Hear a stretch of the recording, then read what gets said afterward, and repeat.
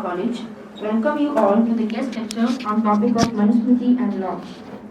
Respected dignitaries, principal sir, teachers, participants and all my dear friends, today we are honored to have with us an eminent personality, Dr. R.G. Gutsurkar sir, who is going to address us on the topic of Manusmriti and law. Now I request Assistant Professor Mrs. Jayashri Ingoli ma'am of Siyangat Law College to introduce the chief guest.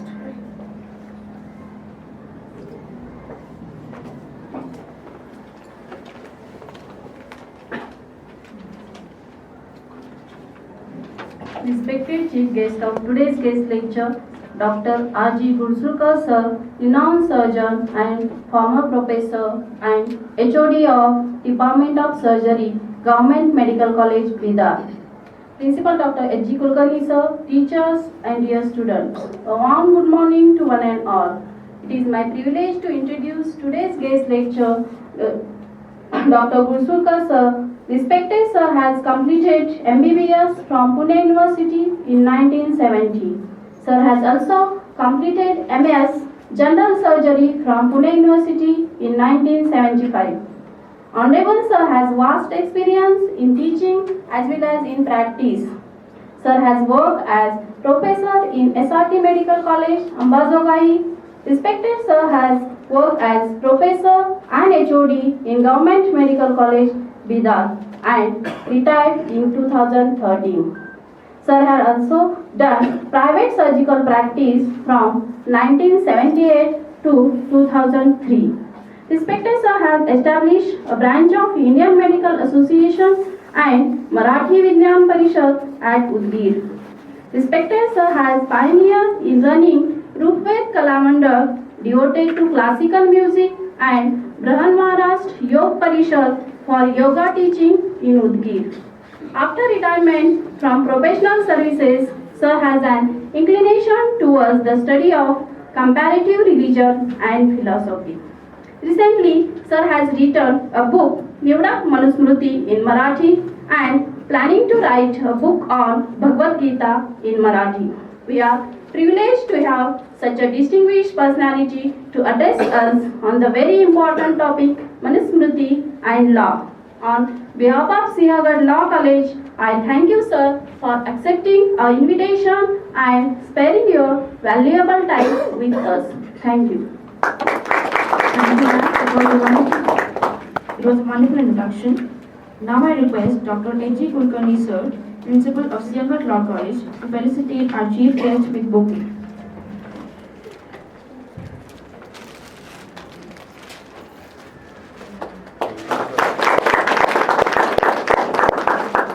Thank you, sir. Now I request today's chief guest, Dr. Gutsurkar sir, to enlighten the audience with his worthy words on the topic of Manusmriti and law.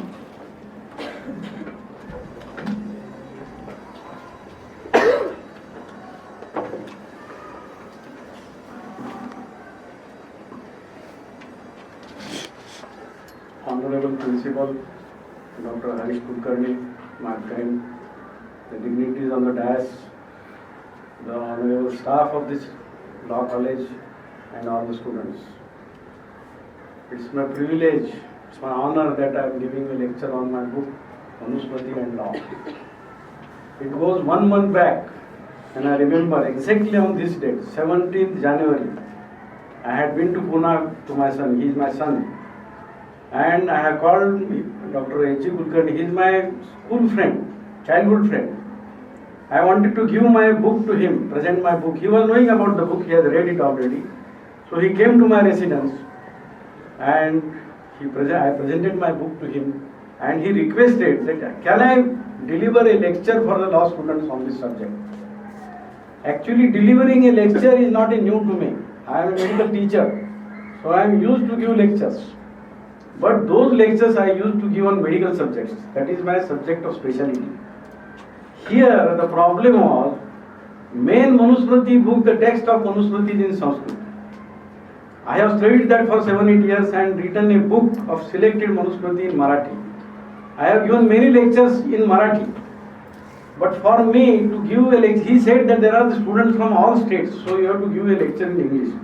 So I didn't say yes immediately. I said I will think, I will prepare, and I will let you know. So within 7-8 days, when I went back to my place, I thought it is not a very difficult to give a lecture. Only thing is that which you can understand, you should understand. Basically, I am a medical graduate. I am not a social scholar, or I am not an English scholar or a law graduate. So problem is of some words, legal words. I may not find some exact legal word to translate my Marathi text in English. So you must excuse me if there are some mistakes in transferring my text in English. Even though I have prepared, first of all, I want to introduce you to Manusmriti. Manusmriti is text which is, some people say that it is written about 2000 years back, some people say that it is written 3000 years back. The exact date is not known, but all scholars there agree that it is at least 2000 years old, and since last 2000 years there is no change in the text of Manusmriti. Whatever the text was there 2000 years back, it is still today. Why Manusmriti became so popular? You must be knowing about Manusmriti. Many people be knowing, many people may not be knowing. Why I am telling the basic things? Because 1 month back there was a get together of our medical graduates at Lonavala. So I wanted to speak on Manusmriti. So many people were not knowing what is Manusmriti. So I was surprised. So for that I will tell you what is Manusmriti, what is the text actually. Some people think that it is a text of law. It is a textbook of law, very old, and the oldest textbook of law available in the world. But to me it is not like that. It is not the oldest text of law available in the world. There are the textbooks of Mencius and Confucius in China, as well as there are the laws of Hammurabi in Babylon, which is the oldest law textbook available in the world. So it is not the oldest one. And moreover, Manusmriti is not only the textbook of law, but it contains so many other things. The costumes and rituals, then laws, then administrative rules, all these things, how to behave with another person, so many things this Manusmriti contains. So it is something more than that law. And the oldest reference of Manusmriti which is available in Hindu literature is in Mahabharata. Manusmriti is referred, references are there in Mahabharata. Even in Manusmriti, there are some verses which say that Manusmriti was there when Saraswati Nadi was there, Saraswati river. And now according to satellite research, they say that Saraswati river has vanished 3000 years back. And the references of Manusmriti, in one verse it says that the punishment given for particular offences was the parikrama of Saraswati. That means the Manusmriti, when it was written, Saraswati Nadi was there. So it is so old. The point which I want to stress is that it is such a old textbook of law. You will find so many new laws which are available today. They were available at that time 3000 years back. So that is the importance, and those are not old, they are in vogue today also. So that is the importance. 3000 years back, our ancestors have formulated such a book, wonderful book of Manusmriti. Now I will come to what is the Smriti and what is Manusmriti. That is also a big story. The Vedic literature is divided into two parts, Shrutis and Smriti. Shruti means the knowledge which is pursued by the Rishis, by meditation. It is the knowledge which is pursued by the great Rishis, holy sages, by meditation, and it includes all the Vedas and Upanishads. That is called as Shruti. It is the experiences of the Rishis, the sages, and the experience which is noted down in the verses. That is called as Shruti. And Smriti is mere collection of the customs, the rituals, traditions, rules, laws, the methods of behavior with one person to another, what is called as dharma. So that is Shruti, that is Smriti. And Smritis they belong to every Veda. The important part of the Vedic studies is the Kalpa. It consists of three parts, Grahya Sutra, Shrautra Sutra and Dharma Sutra.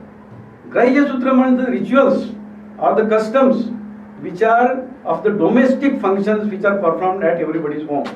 That is called as Grahya Sutra. Means 16 sanskaras which in our Hindu culture we form, various religious procedures, that is included in Grahya Sutra. What is Shrautra Sutra? Shrautra Sutra means public functions. The rituals or the public functions which are carried out in society in collectively, that is formulated in Shrautra Sutra. So that is a public law, you can say. That is Shrautra Sutra. And Dharma Sutra means the sutras or the principles on which one has to behave with another individual, how to administer, what is good, what is bad, what is law, what is justice, what is injustice. All these things, they are formulated in Dharma Sutra. So this Manusmriti is, and every Veda has got its own Dharma Sutra. So this Manusmriti is based on the Manav Dharma Sutra of Maitrayani Shaka of Krishna Yajurveda. Krishna Yajurveda is a part of Yajurveda. So it's Maitrayani Shaka, it is a branch. Some people have studied that. And its Dharma Sutra is known as Manusmriti. Now there are stories about Manusmriti also. Whether Manu was a person, whether he has written, whether he was a king, whether he was a sage, don't know. That is all written. And Manu himself has mentioned in his book that he has not written this book, Manusmriti. This is a Marathi text. But he says that on the request of Rishis and Munis who went to Manu at some period at the beginning of Kali Yuga, and they requested him that what are the methods to behave one person to another person, what are the methods of administration, how to perform the religious functions, all these things. And you tell us that. On that request, Manu has formulated, he has compiled these smritis on the request of all the Rishis and Munis. So he has not written that. And it is not the Manu who has written this. He has only done compilation or collection of her. Smriti means collection of the customs, rituals and all the things available in the society. So it is not a book written, but it is only compilation. That means these rituals, these customs were in vogue for thousands of years before. As I mentioned, the name of Manu is there in Mahabharata and when the Saraswati Nadi was flowing. So it is only collection of the rituals and customs which were vogue in those periods. So he has made a text of it, and that is called as Manusmriti. How I am attracted to the study of Manusmriti, that also I want to tell. Manusmriti name is very famous in Maharashtra, especially since the day when Honorable Dr. Ambedkar has burned the Manusmriti in 1927 to protest against the caste systems in India. That was a actually symbolic act for which it was famous. It was in vogue. But people came to know about Manusmriti since then. And I was attracted after my retirement, not few years before the retirement, after reading a criticism on Manusmriti by Professor Narahar Kurundkar. He is the best thinker or the well-known thinker in Marathi, and Dr. A.H. Salunkhe. Those who have written very fine books in Marathi about Manusmriti. After reading that book, I thought that why not to study the original text of Manusmriti. So I went to study the original text of Manusmriti, which I got from Pune only. There is a institute called Radha Damodar Pratishthan, and Mr. One fellow, Vardhananda Bharati, has written a very good text of Manusmriti. So I studied that text for 5-6 years, and after that study, I came to know that whatever Dr. Kurundkar and Dr. Salunkhe has written about Manusmriti is really true. There are so many verses which are on the sides of higher caste. They are derogatory towards the woman, towards the scheduled caste and the lower caste. But there are totally 2684 verses in Manusmriti, out of which about 4/5 are useless and outdated. We cannot follow it now. But at least 200 to 300 verses in Manusmriti are such that you can follow even today. And there is nothing objectionable. It is acceptable to every caste and creed, every sex, every nation, every nationality, and any length of time available in the world. So I thought, why not to segregate these 2268 or 300 verses and write a book on Manusmriti, which is acceptable to all caste and community. So I have written this book on Manusmriti to collect or segregate whatever is acceptable in Manusmriti. So that is the purpose of my study. Now I will come to know, I will tell you about the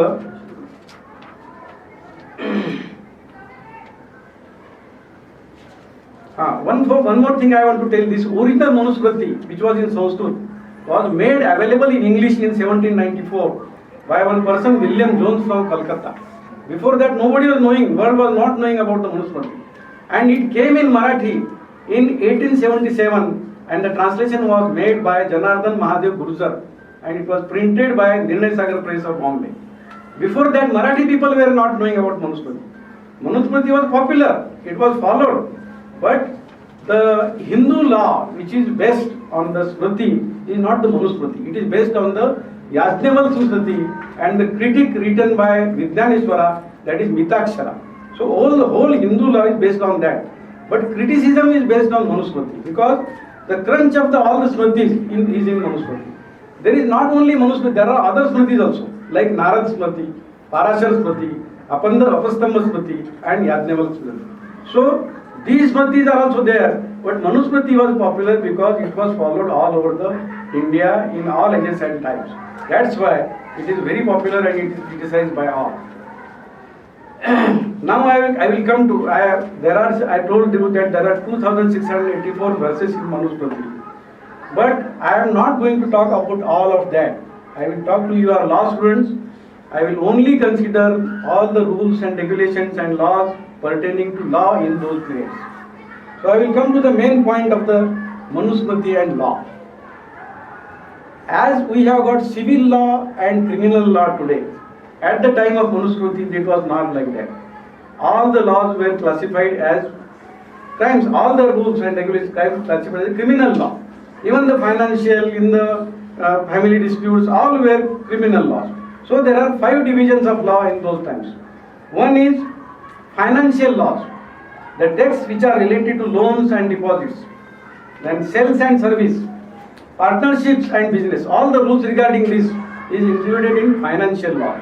This is one part of laws in Manusmriti in those times. Second is violation of civil services rules. Civil service, BCS or Bombay Civil Services rules or Maharashtra Civil Service rules, like that, there were civil services rules, which is formed the second part of the law in Manusmriti. It includes rules for salaries. How much salary should be given for which employee? Then how much leave should be given? Paid leaves and unpaid leaves. Whether there are medical leaves, all these things are written in Manusmriti in those days, and they were followed strictly by the kings, because it was related to religion. If you don't follow Manusmriti, that means you are not following the religion. So it was binding to the kings also. So these civil services rules were formulated about 3000 years back, which are mentioned in Manusmriti. Then whatever we call as criminal law today, it is divided into 5 parts. Border disputes. Number 1 is border disputes. Borders of the homes, farms, lands, villages, towns, kings, all the kingdoms. So all the border disputes came in one law. And all over the kings were following these rules. They obeyed these rules. Second is manhandling and assault. Killing somebody or assaulting somebody, some fights amongst each other. This is another part of the criminal law in those periods. Second is theft and dacoity. Stealing the things of somebody else. So that was third part of the criminal law. Third is molestation. Doing some irregular things along with the ladies which you are not supposed to do. Then rape was also a crime in those days. And illegal sexual relations, which was very important. Illegal sexual relations was included in criminal law in those times. Fourth part is family disputes. Fourth part of the Manusmriti law was family disputes. About the partitions, family partitions, brothers and sisters, their partitions, marriages and divorce, and succession rights. Who is to succeed the property of the parents? So these are the part of the family dispute. And in others, there was one section that is called as others. That included gambling and racing. That was also a crime, which was punishable in those days. Gambling and racing was punishable. 8 different subjects were dealt with the courts at the time of Manusmriti. One more difference I want to tell from the Hammurabi's law and the Manusmriti is that in Hammurabi's law in Babylon, it was in 2000 years before Christ, but king was the judge. King used to give all the rulings. Final judgment was the king. But in the time of Manusmriti, in those days, 3000 years back, justice department was a separate department and king was not involved in that. King was not involved to the extent only few cases, selected cases, reached the king for the final judgment. All the judgment was done by the judges appointed by the king. There were rules how to appoint judges and all those things. I am not going to mention that. Now I am going to mention further the instructions which Manu gave to the judges. You are all going to be lawyers. Some of you may be judges. So what were the instructions Manu had given to the judges that I want to mention?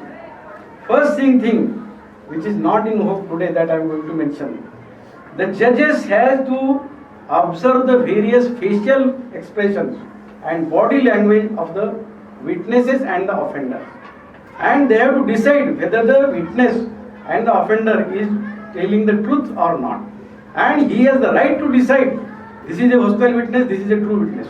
I think, I don't know much about the law, but in today's law, judge cannot decide only on the facial expressions and body language of the witness and this offender. He requires some circumstantial evidence to prove the guilt of the offender.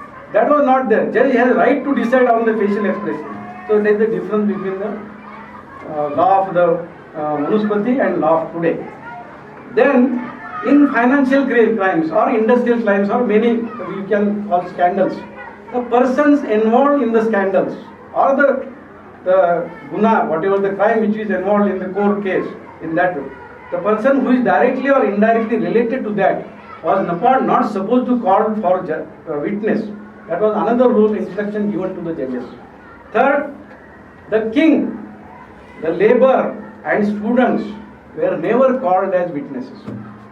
That was the rule that time, because king has got so many important works than to come to court for witness. Second, the labor has to earn his bread. He has to work daily and earn his bread. So he cannot be expected to waste the time in coming to the court and give witness. And third thing is the students who are studying different subjects in the colleges or universities at that time. They were also not called because their important time should be spent for studies. So they were exempted from being called for witnesses, and that was informed to the judges that these two people should not be called for witnesses. Then another category which was not called for witness is slaves. Those days slaves were there because they could have come under pressure of the owner or their malak unka jo hai. They must come under pressure and they will give false witness. Then the servants, if some servant is working with me and there is a case against me, he cannot be called for witness because he is obliged to me. So servants of a particular person who is involved in the case will not be called for the witness. Second, you can just think at what depth those people have thought about the law 3000 years back. These things are also available in today's law also most probably. Then the persons who are proved guilty, those who have been punished in some crime, they are not allowed to be called for witness in some other case. Then very old person, debilitated persons, they will not call as witness. Then very old persons were not called for witness, and underage and handicapped persons also were not called. We have mentioned categories: slaves, servants, proved guilty, then very old persons, underage and handicapped should not be called for witness at any case. Fifth rule or fifth instruction given was persons in grief. Suppose there is a death in somebody's family, so they are in grief. They are not in an emotional position to give witness, so they should not be called. There is some calamity, some mishap in somebody's family, so they should not be called for witness. They were exempted. They are in misery. They are very poor. They are fighting for their existence. They are also not called. Then natural calamities like earthquake or some floods, all these people were not called for. Drunkards, those who were known drunkards in society, they were not allowed to be called as witness in the courts. Insane person, mad person, they were not called as witness. Their witness is not valid. Hungry persons, those who are hungry, they may give wrong witnesses in pressure of food, so they will not. Thieves, rapists, those who have raped or there are some allegations of rape of somebody, they were not allowed to call as witness. So how strict they were in those days you can imagine. Short-tempered person, if the person is known to be a short-tempered person in those days, society judges and most probably lawyers who will to plead the case, they must be knowing. Short-tempered persons also were not allowed to call for witness in the court. So they were not allowed to come for witness. Another thing, witness should be as far as possible eyewitness. One who has seen the offence being happened, that person only will be called for witness, as far as possible. And if the eyewitnesses are not available in any case, there was an alternative. The judge has to take affidavits from the complainant and the offender and decide according to that if the witnesses are not available. One more thing that was written in the Manusmriti law was that if there are witnesses exactly opposite of each other, somebody says that this person has murdered, another person said no, he has not murdered. If there are exactly opposite witnesses and there are number of witnesses, the judge has to decide on majority. Which side how many witnesses are there, which side how many witnesses are there, and accordingly he was supposed to give the judgment. So these are the instructions for judges. This is the first chapter in Manusmriti law. This is the instruction for judges. Cases where the judgment, now I am coming to another important topic about the judgment and law today. If the judgment is given in lower courts, basing upon the false witness or hostile witness, it was the higher court, they had authority to reopen the case if the wrong judgment is there. Now the higher courts on their own cannot reopen the case in today's law. Somebody has to go for appeal. If that time it was not there, if the higher court comes to know that the judgment is wrong in lower court, they on their own were having rights to open the case for further hearing. This was very, actually you can say, remarkable development in law in those days which has happened. Another thing, king was also punishable in those days. If the king is found guilty in witness or some offense, and the punishment for the king was 1,000 times more than the ordinary person for the same crime. That was the rule that time. So the discussion which is going about the Lokayukta bill nowadays to bring Prime Minister and President in the jurisdiction of the Lokayukta is based on this law which existed 3,000 years back in Manusmriti. So they were also not exempted from the punishment and coming to the court as criminal. Difference between Manusmriti and Hammurabi that I have told. One thing is there which is still there today. Deaths which occur during self-protection. If somebody has attacked me and for my protection I have killed him, that is not considered as a crime. So even today it is like that. So they have considered those things in those days. So you can think the importance of Manusmriti law as a law student. That's why I am mentioning that. Most important fact in those days that one more thing is courts were responsible for the wrong judgment given in a particular case. Nowadays, we can go and appeal to the higher court. But there is no punishment for the lower court for giving wrong judgment in your case. They are exempted. They say that whatever witness was early, he has given witness. Those days, if the lower court has given a wrong judgment, the judges also were punished for wrong. So they were conscious about giving judgment. So they should not give a wrong judgment to anybody. So that was the rule that those days. And today we can go to the high court, but the lower judges are not punished for that. The judges had rights to confiscate the property of the offender or the corrupt person. This law is coming in Bihar and Madhya Pradesh now. If the judges come to know that this person has made property out of corruption, they can confiscate the whole property and add to the government property. That rule was there in Manusmriti. Law of custodian rights was there. Suppose there is a child and there is some property. So court used to appoint a custodian to take care of the property. Not only child, for the widows. For the widows, underage, divorcees and deceased persons. There was a law of custodian rights. So government used to take care of their property for 3 years or till the child becomes adult and hand over the property to him when he becomes eligible to take care of the property. So that was there in those days. One more thing is about the unclaimed properties. Unclaimed properties in those days and Benami properties in these days are different things. Unclaimed properties means there is a huge property found somewhere. Nobody claims that this is mine. So king has to take care for that property for 3 years. And if nobody comes to claim that property, it was added to the treasury of the government.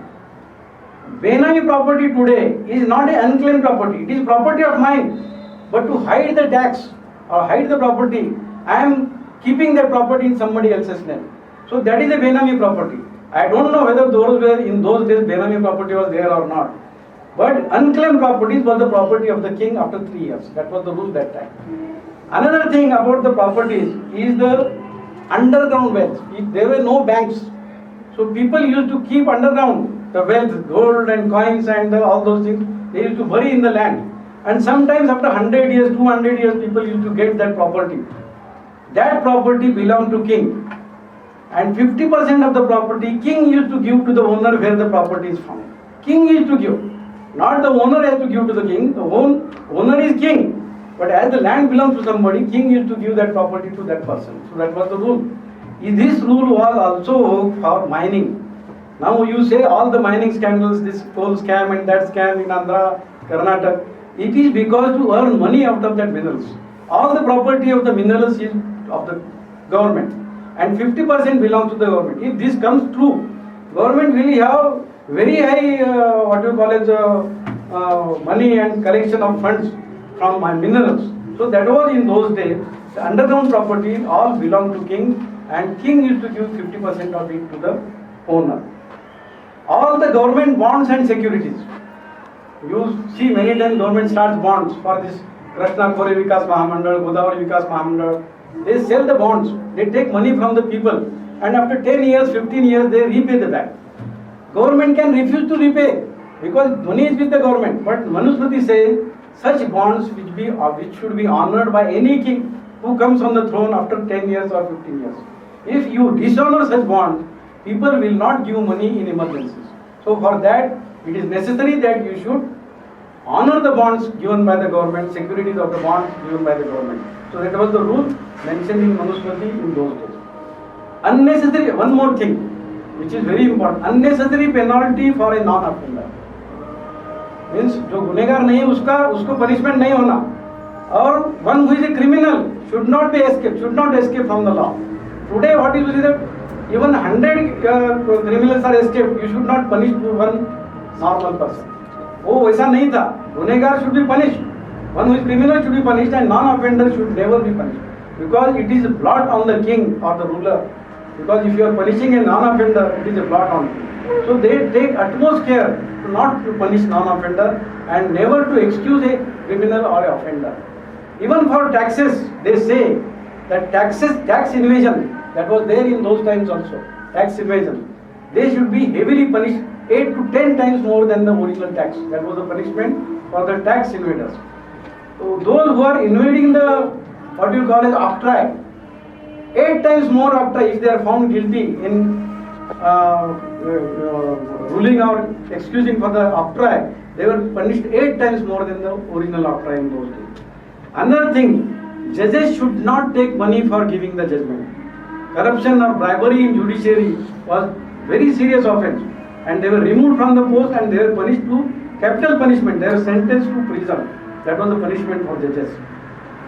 Another thing, forgery, corruption and giving secret information to the enemies was an offence which was sentenced to death. It was a death sentence or punishment for forgery. Preparing false documents, then corruption, corrupting government officers, and giving secret information to enemies. It was a very serious offence in those days. Another thing, even if the government is in financial crisis, it should not collect the unwanted taxes from the people. Tax should not be boring to the people, and government should collect tax in such a way. For example, the tax should be collected as if the honeybee collects the nectar from the flower. So from where you are collecting nectar, it should not be injured. They should not feel the pain of the collecting of the nectar or the tax. So that should be the amount of tax which was collected. So these are some instructions given to the judges in those times. Now I will come to the succession rights, family disputes and division of property. Most of the rules are also obeyed today. Some rules may be different. First is the right of unmarried girls. Unmarried girls in today's situation, up to 1994, they have no rights in the property of the father or parents. But Manusmriti has mentioned, if there are 4 brothers and the property is divided in 4 brothers, they have to give 1/4 of their property, each brother, to the sister. So if there are 4 brothers, 1/4 of the property will go to the sisters. So that was the rule those times for unmarried girls. For married girls, sons and daughters have equal rights in property, which was not there in our law till 1994. Now in Maharashtra that law has come, but those before 1994 this law was not there. If one has no son, the property will go to the daughters. This was not there. If anybody has no son, if somebody has no son, the property will go to the relatives or to some trust, but not to the daughters. But those days, daughters were considered equal to the sons. So that was the rule. That is the importance of law in the times of Manusmriti. Maternal property, another rule which is there. I don't know what is today. What is the position today? Maternal property is the property which comes from mother. Suppose my wife brings some property from her Maika, from her father's property. That property directly goes to her daughters, not to her sons at all, unless she has no daughters. If that lady has no daughter, then only that property will go to sons. Otherwise, the maternal property which comes from the parents of the mother will go to the daughters. That was the rule those times. So how much they have considered about the equal rights of the females, you can say. No rights of the children on self-earned property. It is in hope today also. If I have earned some property, my son cannot claim that property from me. I can dispose of, I can give that property to any trust, give donations to anybody, but the ancestral property is divided equally amongst all the children. That was the rule. While the division of the property, the eldest son will get the last chance and the youngest son was given the first preference. The reason, I have heard this in villages, I have seen, while doing division of the property, youngest son is asked to choose the property share first. I was not knowing what the reason. After studying the Manusmriti, I came to know, because the oldest son has enjoyed the rights of the property for a long time. That's why first right is given to the youngest son. He chooses, then the second one, then the first one. Like that, that was the choice given for the division of property in the days of Manusmriti. Another important thing about the divisions is, suppose there is a big house, vada, what you call a vada. A big house, there is a well, there is a door, some entrance. So the sources of water, that is well, lake, river, then the road to the house or farm were not divided. You cannot divide that. Even if it falls in my jurisdiction, everybody has got equal right on that source of water and road to the home and farms. That was the rule. Even today in villages, where the divisions are done, this rule is followed. Wells are not divided. They are all sons and daughters have got equal rights on the wells, lakes and rivers. So that is not divided property in those days. Now we will come to the taxes. Tax situation or tax distribution in those days. Sales tax in the days of Manusmriti, they have formulated, they have given instruction, it should not be more than 5%. Sales tax was not more than 5%. This was to promote the business. Now the discussion and the opposition of the government is going on the GST today. GST, it is 18%. Congress, they want to make it 12%. But Manusmriti has already made it 5%. So the tax should not be much. It should not be taxing to the people. So it should be acceptable to the people, so you can collect the major amount of the tax, and tax evasion and tax छुपाना जो बोलते हैं ना tax, that should not be much. So that was the purpose. So sales tax was not more than 5%. Violation of octroi rules I have told. Essential goods rules. Essential goods. If the government has declared that sugar is essential good, or suppose you declare that wheat is an essential good, or some item is declared essential good, you are not supposed to export that goods to the foreign countries or to the enemies. That was the rule. And if anybody exports essential good declared by the government, punishment for that was a death sentence. He was caught and hanged. That was the punishment for exporting essential goods from the country. So how harsh was the law, you can see. King or the administration should decide the selling cost. आजकल जो शेतकरी संगठना उसके they want to decide the cost of the agricultural goods on the cost of production. So that was decided in those times of Manusmriti. The cost of agricultural products should be decided on the cost of production, the octroi, the transportation charges required to bring that goods to the market, and the labor charges for selling that goods, all should be included, and the cost of the product should be decided by the king, and it should be followed by all over the country, ruled by the king. So this was the cost of production cost based on the cost of production, selling cost based on the cost of production. So demands of Shetkari Sangatna today were made by Manusmriti 2000 years back. You can see the importance of it. Stamping and standardization. The sales department, if somebody has got some friends in sales department, there is stamping of the weights and measures. And that stamping was authentic. Nobody was to use the unauthentic stamps or the weights and measures to give or sell the goods. That was the rule. And there was imprisonment for violating these rules. That was the punishment. Exemption of tax, that is 80C today. Exemption for tax for the donors. They have mentioned whom the donations can be given. I will come to that. Exemption of tax donations given for charitable work, and that was there in the time of Manusmriti. Income tax, which is a very important point of dissection. Income tax should not be more than 10% at any cost, at any income. Now there are slabs. Up to 5 lakhs it is 10%, 5 lakhs it is, then 10 lakhs it is 20%, after 10 lakhs it is 30%. At no time, even the time of war, maximum income tax which was collected in emergencies, national emergencies, was 25%. Not more than that. So regular tax, whatever may be the income, you are supposed to pay 10% of your income as income tax. That was the rule in those days about income tax. Tax on food grains was 12%. Tax on gold and silver was 5%. I could not understand why the tax was less on gold and silver than the grains. But it is mentioned. I am mentioning as it is mentioned in the book. And labor class also was charged, and tax for the labor classes was 3%. 3% means 1 day's cost of his labor in 1 month. He has to pay 1 month labor charges as a tax. That was a tax. Nobody was free. Even the laborers had to pay the tax to the king. That was 3% for the labor. Now we will come to the loans, interest and mortgages. Rules about loans, interest and mortgages. If the borrower doesn't pay back the loan, the guarantor has to pay the loan from his income. It is in vogue today also. So while signing as a guarantor, we have to be very careful. Then, if the father has taken the loan, son he has to repay the loan back if the father dies. That was the rule there. If the loan amount taken by the father was used for the family bears the responsibility of repaying the loan. This is to reassure the banker. If the banker is not reassured, they will not repay, they will not give the loan to anybody. To reassure that property rights, this rule was made. So, if the person dies, his family has to repay the loan. If somebody goes out for pilgrimage, the pilgrimage in those times were for months together, for years together. So they used to tell some money lender to give some essential goods or money to the family.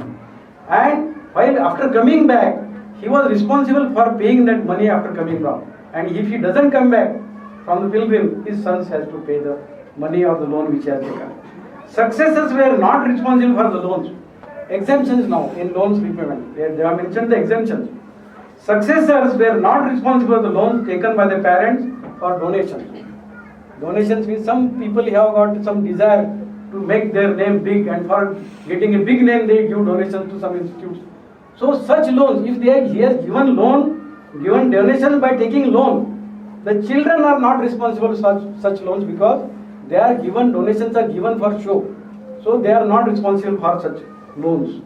And loans of the alcoholic drunkards, children were not responsible, held responsible. And loan taken for races and gambling. If the loan is taken for races, horse races or bullock races or some gambling, if the father has taken loan, children are not responsible for that. Then loans of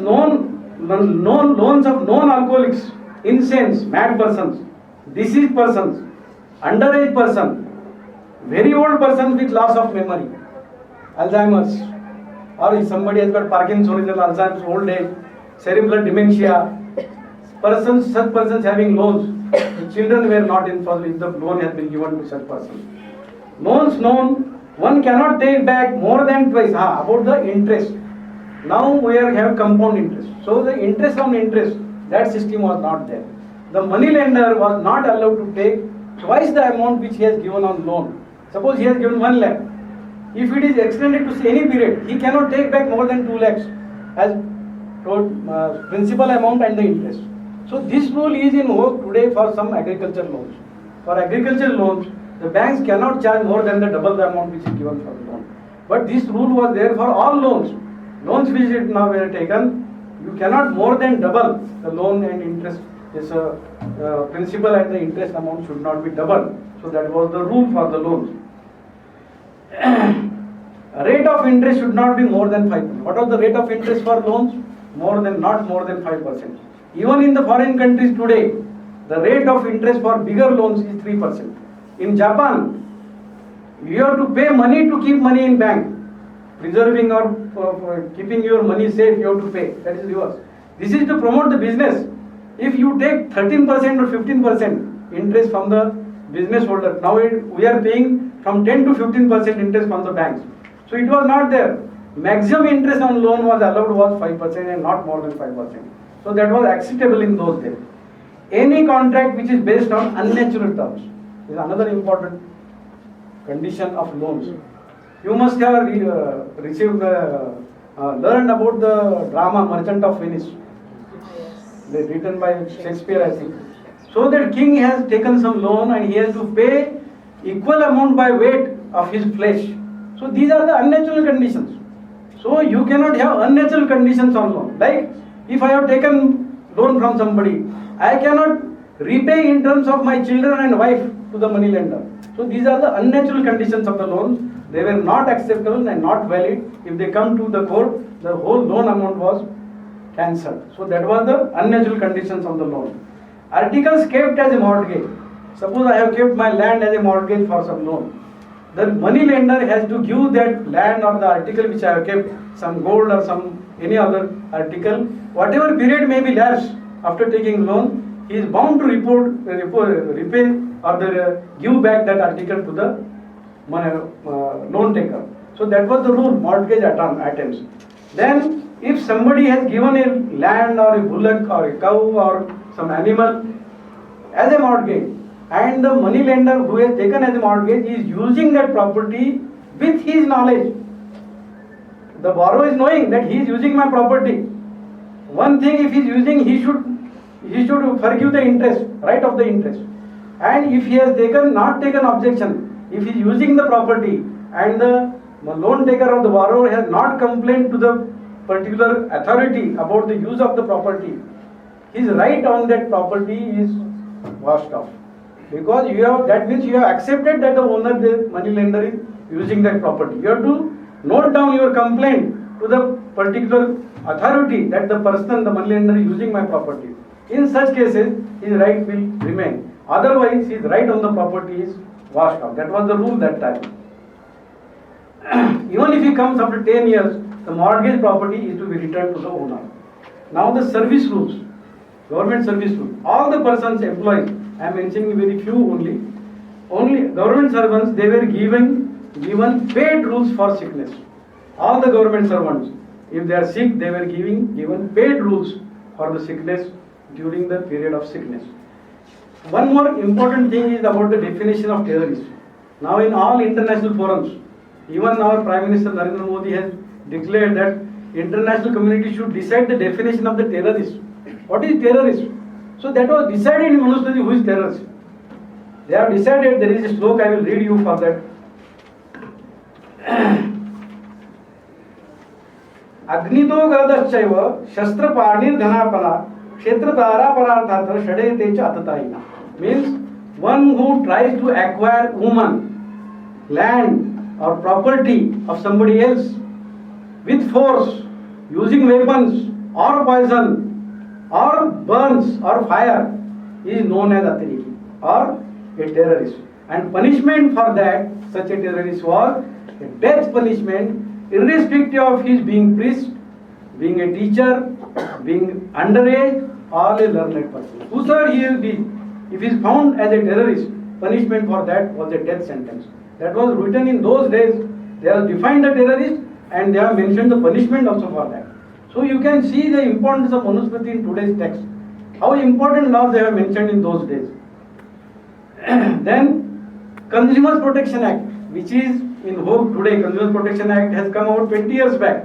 But the Consumers Protection Act existed at the time of Manusmriti. Because mixing the goods of good quality and the mixing of the goods, good quality goods with bad quality was an offence and punishable for imprisonment. That was the rule in Consumers Protection Act those days. Selling the goods of equal quality at different rates. Suppose a seller is there, same good, he is giving 10 rupees kg to me, 20 rupees kg to her. That is an offence. You can lodge complaints against them. Similarly, selling the different quality goods with different same rates is also an offence. So that was also punishable under the law, under the Consumers Protection Act at those time. Similarly, if you are not satisfied with the goods, you can return the goods within 10 days and the seller has to take back and repay the cost which he has paid for that within 10 days.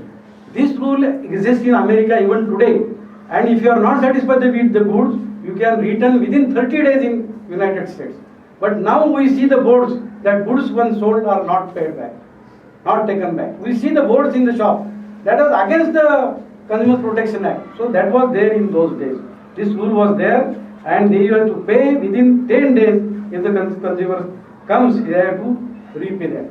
There is a rule against the quackery. We say that many Babas, they treat many diseases by touch. Some give some powder, some give some medicine, some tirtha, something. This is a quackery. So there was a capital punishment for this. One who doesn't have the knowledge of the treating the diseases, even of the animals and human beings, they were punished under the law of quackery, law against the quackery. So that was the rule in those days. Prevention of blind faith, Andhashraddha Nirmulan, which we are reading nowadays, the punishment which is given for Andhashraddha. Now the Maharashtra government has passed after the death of this Narendra Dabholkar. This blind faith rule was there in Manusmriti. If you are treating the disease by different means, that is a blind faith. If you are promoting the blind faith of the society, it is a crime and it was punishable. Forgery and preparing false documents, death punishment for that was there on those days. Insulting a national flag or insulting a nation. You are reading or seeing the news nowadays about the JNU. They are insulting the nation. They are insulting the nation. They are giving speeches against the nation. So that was punished, the sentence to death. Such insult to the national flags, national monuments, and the national integrity. That was punishable to death in those days, in the days of Manusmriti. Then breaking the roads and bridges to disturb the communication was also a punishable rule in those days, punishable there in those days. Insulting somebody, mentioning his physical disability, mentioning his caste, mentioning his religion, his teachers, his respectable persons, was also offence. This was an old atrocity law in those days. In Manusmriti, they have not mentioned atrocity, but they have given punishment for such insulting other person in the name of God, in the name of religion, in the name of caste, in the name of respectable person was punishable according to the law. Donations and grants. What are the rules for donations and grants? Donations from persons or institutions. If you are taking donations, you should know the source of donation. If somebody is giving about 10 crores to me, I have a right to know where from he is bringing the amount. Nowadays, if you are receiving, if you are a receiver, you will never ask about the source of the amount from here coming. Because many temples and churches, they are accepting such donations. They are using for good cause. But the purpose was, the money which comes, it brings the bad effects, the bad intentions with it. They can pressurize you. If somebody has given donation about 100 crores for this law, for suppose, tomorrow he can compel and he can ask him to take admission to his some relative or somebody. So sources of donations also should be mentioned, and they should think the donation should come from good sources, not from Jodunya Dhana Uttama Vyavare. In Marathi there is a slok, Jodunya Dhana Uttama Vyavare. So money should come from the good sources. So that was the purpose of restricting donations from bad sources. That was existing in those days. If the grants and subsidies, another important, if the grants and subsidies are given for a particular rule, particular cause, suppose a institute has taken government land, 100 acres for educational institute, but they have not used that land for educational institute for 3 years. The government has got right to take back that land. If it is not used for the particular purpose for which it is given, or if it is used for some other purpose, they make plots and they make it NA and sell and earn money. That is happening nowadays. Even this National Herald case today you are seeing on the TV. The property is given to start a newspaper, and they have made commercial use of that. That is a criminal, and there was a capital punishment for such misuse of donations and property given by the government. Manu has mentioned to whom to give donations. I will mention the points to whom the donations are to be given according to Manusmriti. To anybody who is involved in a social work, you can give donations to him. Anybody who has lost his property in doing some social work, so you can give donations to him. A person who is really in difficulty or misery, you can judge and give donations to him. One who needs money for the maintenance of his parents, that is the fourth cause. For maintenance of parents, you can give donations. A needy student for education, he is entitled to get donations from private funds or private party. And one who is hungry, that is the most important, one who is hungry, you can give donations to him. So there are 6 categories for which you can give the donations which have been mentioned in the Manusmriti. Manu has mentioned one criteria of showy donor, which are those give donations to others, and if their relatives are hungry, they don't pay them or they don't feed them. So this is a showy donation. So he has discarded such donations. Such people should not be regarded as donors, he has said. So these are the rules which he has mentioned about the donations. Now the traffic rules. You will say that Manusmriti period, where was the traffic those days? There were no vehicles, people were walking on their foot. At least they may be going on some rath, what you call as chariots. But still there was a priority mentioned about the traffic jams. Suppose there is a narrow bridge and some people are coming from this side, some people are coming from whom to give property. So Manu, how microscopically they are examining the problems of the society, you can judge in this point.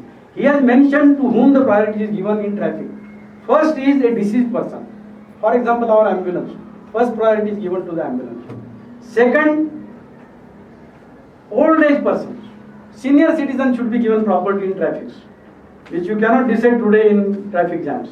Senior citizens were given property. Third, women.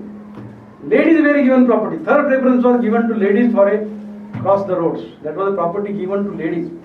Fourth, a laborer with a load on his head. A laborer who is carrying a load on his head, he is given preference. Then, learned person. Suppose a vice chancellor of university is going on, your principal is going on. He has got 4th number in traffic jams to get property. And last preference was given to the king.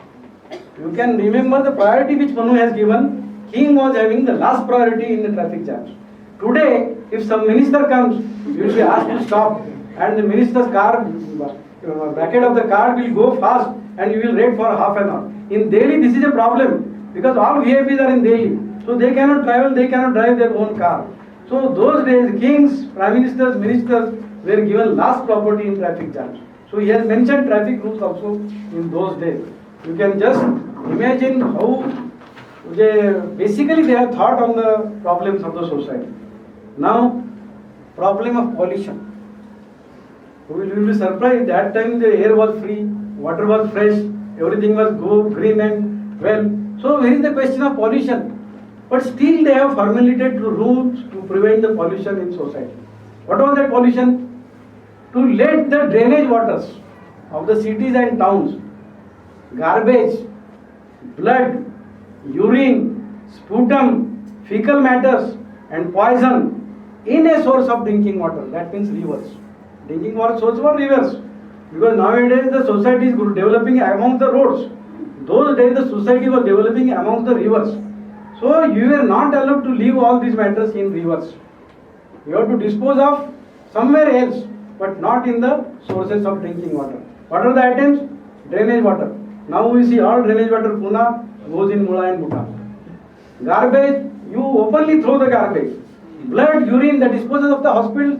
Nowadays it has come the rule they are disposing in a better way. But few years back, they were disposing on the road. Then fecal matters, sputum, poison. Sometimes the enemies used to poison the water sources, lakes and tanks. So that was banned, that was punishable in those days of Manusmriti. Another rule for pollution, there was a green belt or a zone, green zone and grazing free zone. Not only green zone, but grazing free. You cannot graze your animals in those areas. That was a particular area mentioned around every village or a locality or a town, and grazing zones and green zone was a must for every village and town in those days. But that was a rule. If somebody violated this rule, the chief of the village or town was punished for that. So they were responsible for maintaining green zones and grazing free zones along the towns. To throw the disposal of on roads, this is very common. We keep our houses clean, but we throw the dust and all the disposal on the road. We are not bothered of cleaning the roads. So that was not, it was punishable in the times of Manusmriti. Last but not the least point which I am going to discuss today is molestation. Molestation was a very serious crime in those days. Touching particular parts of a woman against her wish, which is not known to you, was a cognizable offence and serious punishment was given for this. Nowadays in Western culture, touching some parts of the body of the unknown woman is not a very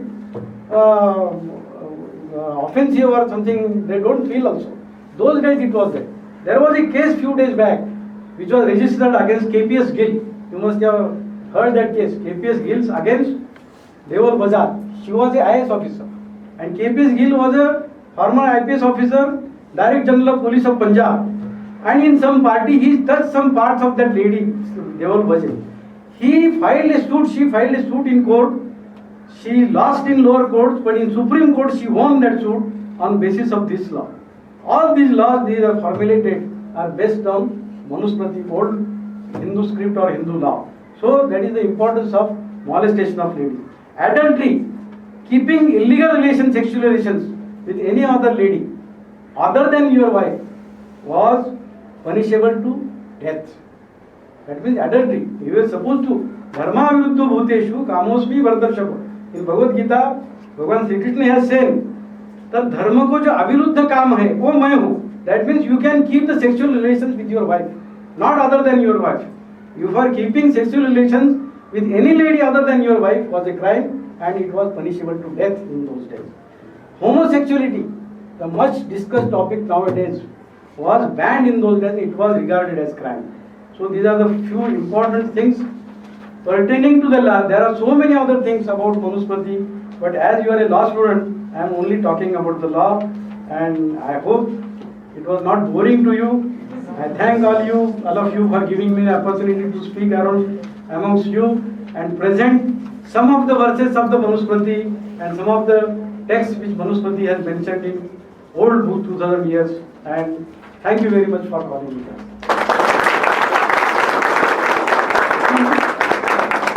Thank you, sir, for giving your valuable insight. I now request Dr. D.G. Kulkarni, sir, to deliver the presidential speech.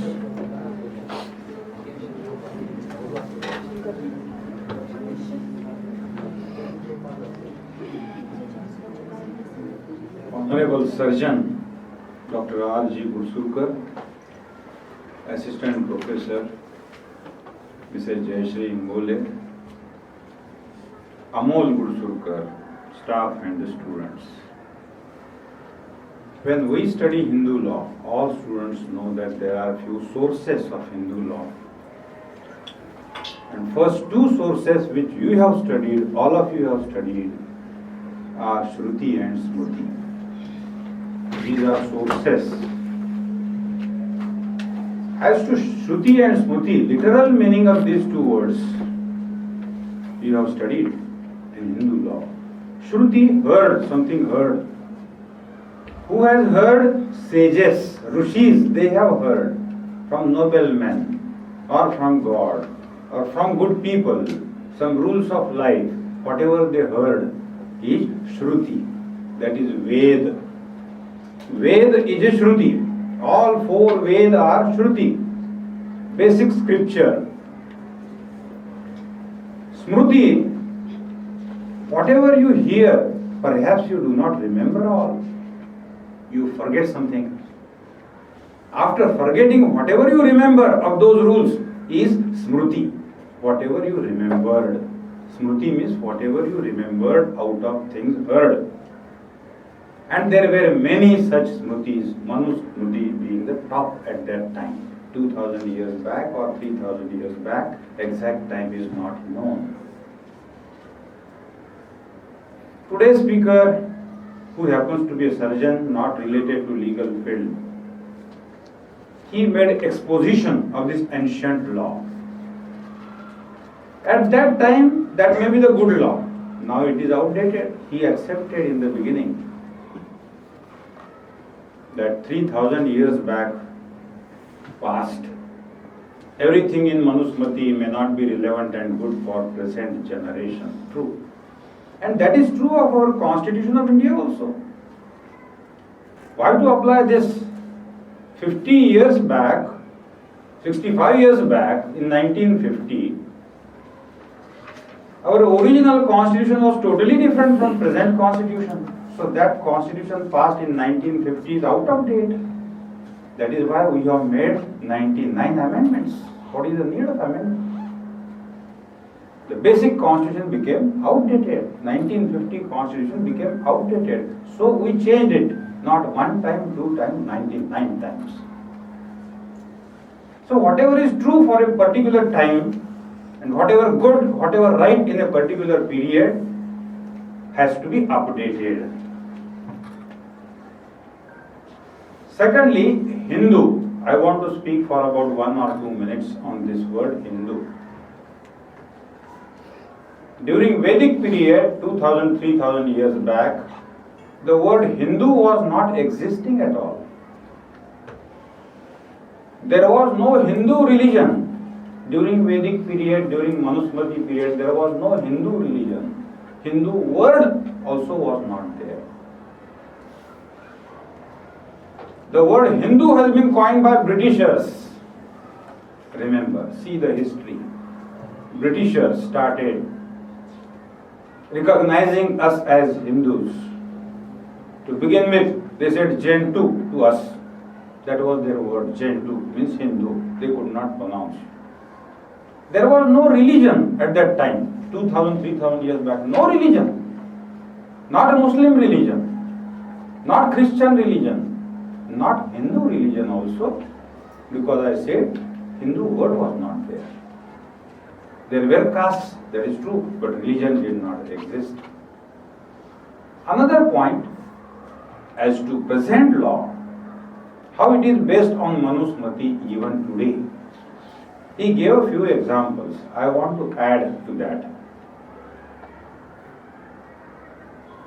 Section 125 of Criminal Procedure Code, in subsection 4,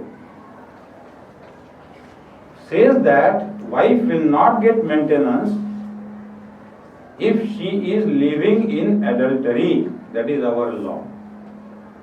Right to maintenance is given under Criminal Procedure Code, section 125, to wife, parents, children. But the same section, in subsection 4 says, a wife who is living in adultery, no maintenance. Manu said this 3000 years back. Manu stated as to maintenance.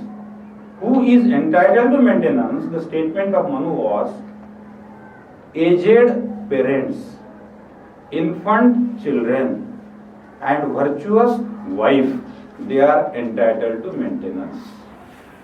Every relation is having adjective. Aged parents, they are old. They don't have money to earn. There is no saving. Aged parents, not all. Infant children, till minority, your son, daughter, minority. And virtuous wife, that wife who is loyal to the husband, only is entitled to the maintenance. We have followed that in toto. Moreover, before 1973, this section 125 of Criminal Procedure Code did not provide maintenance to parents. It provided only to wife and children.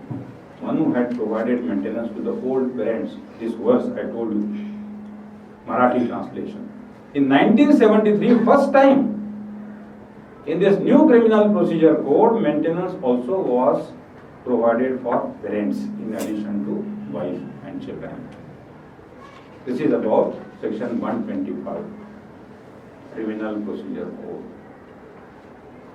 One more law which you study, Hindu Marriage Act. Everybody studies. Section 5 of Hindu Marriage Act lays down conditions for valid marriage. And clause 5 of section 5 of Hindu Marriage Act says that the party should not be of superior relationship of each other. Manu said this in shlok number 5, chapter number 3, adhyay 3. We have taken this from Manusmriti. I cite chapter number which we call adhyay 3 of Manusmriti. Shlok number same, 5.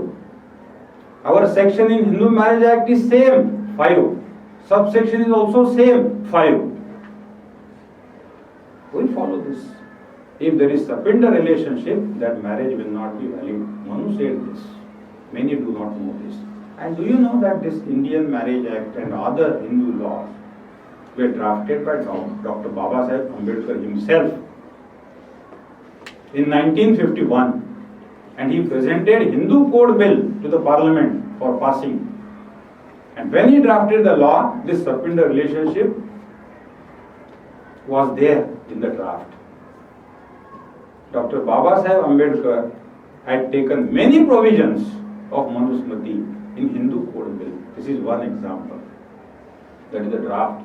And when government did not accept this because there was opposition from Hindu religion itself, Dr. Babasaheb Ambedkar resigned. He was the first law minister. After constitution came into force, he was in the government. In 1951, law minister in India was Dr. Babasaheb Ambedkar. And when he was insisting that there should be uniform law to Hindus, and when he drafted that, Parliament could not pass it. He said, no, I will resign. And all these laws, not only Hindu Marriage Act, Succession Act, Adoption and Maintenance Act, all these are Minority and Adoption Act, are based on basic Manusmriti provisions. Dr. Babasaheb Ambedkar had read Manusmriti fully. He had learned Sanskrit. And knowingly he has accepted all these provisions, though he hated some of the provisions in Manusmriti. Now in one verse in Manusmriti, there is one saying which everybody knows.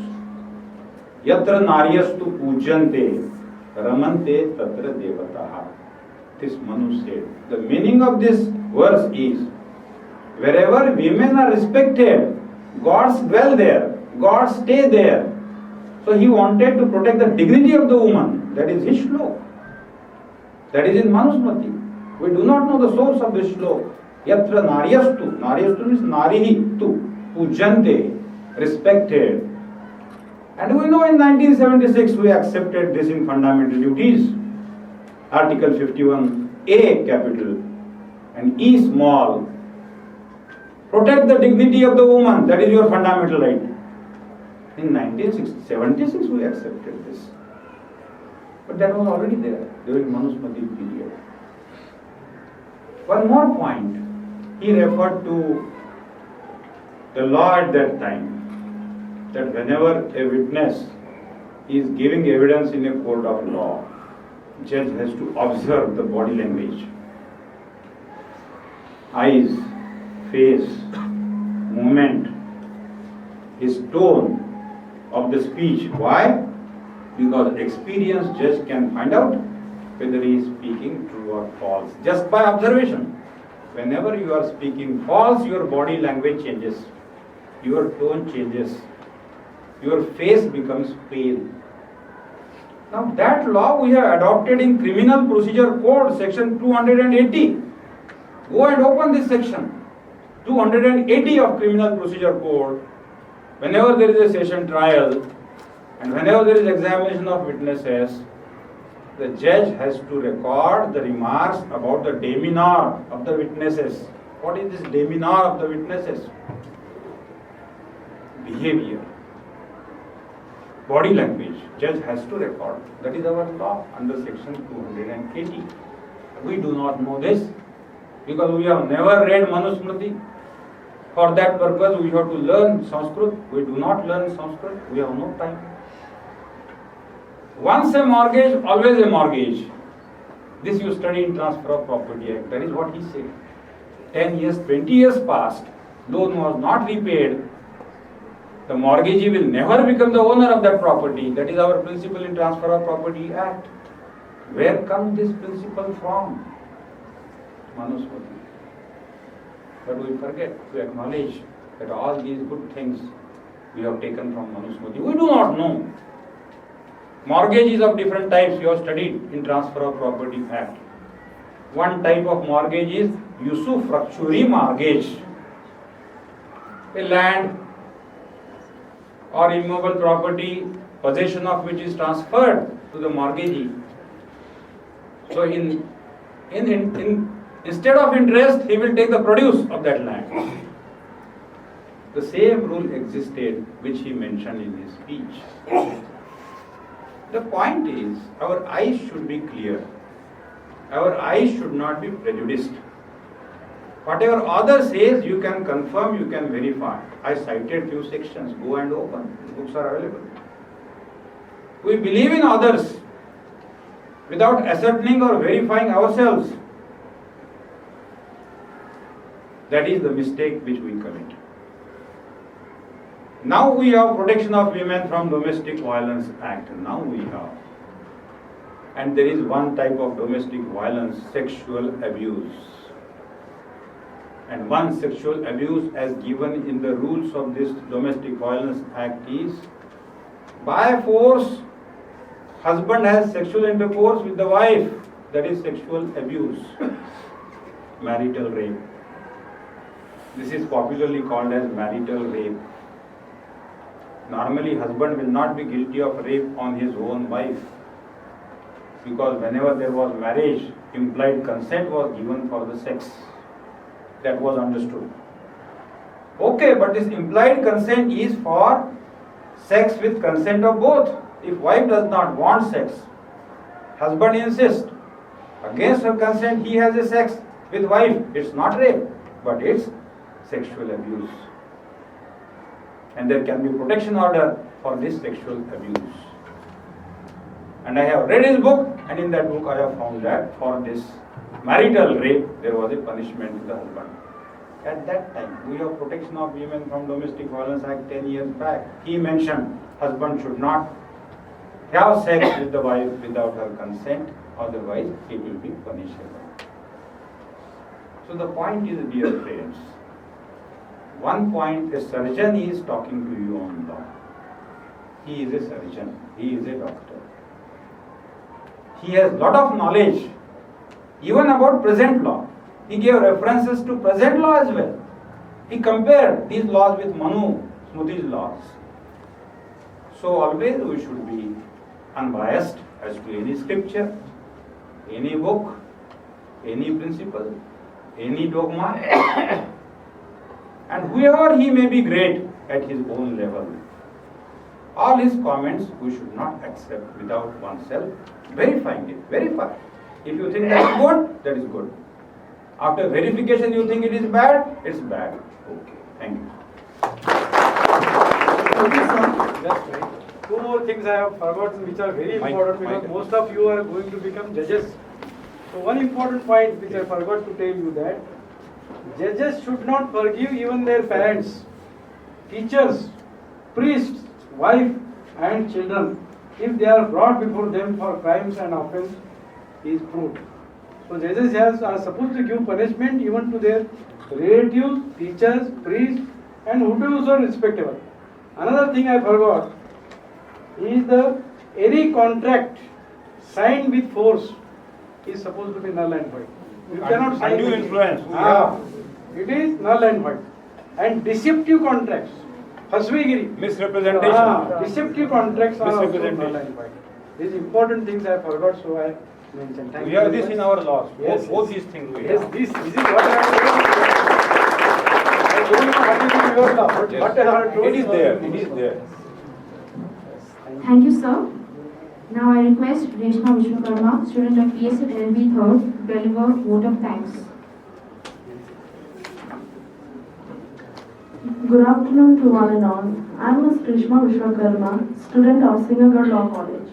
Honorable Dr. R.G. Gursulkar sir, renowned surgeon and former professor and HOD of Department of Surgery, Government Medical College, Bidar. Respected Dr. A.G. Gurkadhe sir, Principal Singagarh Law College, my dear teachers and friends. It's my privilege to have been asked to propose a vote of thanks. On this occasion, I, on behalf of Singagarh Law College, extend a hearty thanks to Honorable Dr. R.G. Gursulkar sir for his efforts towards today's lecture on Manusmriti and law. We are all inspired by your work, sir. A big thank you to respected Dr. H. Kulkarni sir for arranging such an important and useful lecture for us. And thank you all for your presence and making this lecture successful. Have a nice day. Just one point, we have purchased 5 copies of Manusmriti written by him in Marathi and kept in the library also for your reading. Now, with the permission of Chair, I declare this guest lecture to be over. All the remaining lectures You will be can read held and as give per your schedule. opinion about my book on my email address if you want.